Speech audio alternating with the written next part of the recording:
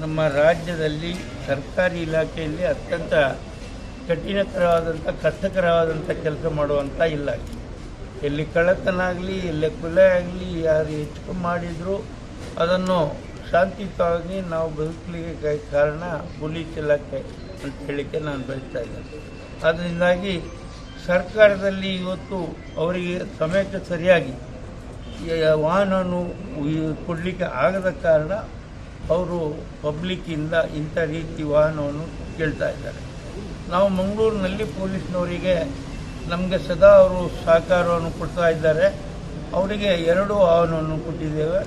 ನಮ್ಮ ಇಲ್ಲಿಯ ಮುಖ್ಯ ಪೊಲೀಸ್ ಅಧಿಕಾರಿ ಹರಿರಾಮ್ರವರು ನನಗೆ ಒಂದು ಪತ್ರವನ್ನು ಕೊಟ್ಟಾಗ ನಾನು ಕೂಡಲೇ ಅದನ್ನು ಮಂಜೂರು ಮಾಡಿ ಈ ಉಡುಪಿ ಜಿಲ್ಲೆಯ ಪೊಲೀಸಿನವರಿಗೂ ಒಂದು ಬೊಲೊರೋ ವಾಹನವನ್ನು ನೀಡಿದ್ದೇವೆ.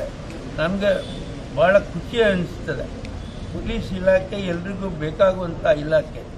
ಬೇರೆ ಇಲಾಖೆ ಇದ್ದರೆ ಒಂದೊಂದು ವಿಭಾಗಕ್ಕೆ ಮಾತ್ರ.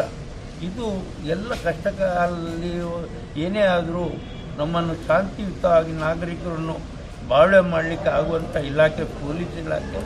ಅದರಲ್ಲಿಯೂ ಉಡುಪಿ ಪೊಲೀಸ್ ಇಲಾಖೆಗೆ ಯಾವುದೇ ಕಪ್ಪು ಚುಕ್ಕಿ ಇಲ್ಲದಂಥ ಒಂದು ಜಿಲ್ಲೆ ಅಂತ ಹೇಳಲಿಕ್ಕೆ ನಾನು ಬಯಸ್ತಾ ಇದ್ದೇನೆ.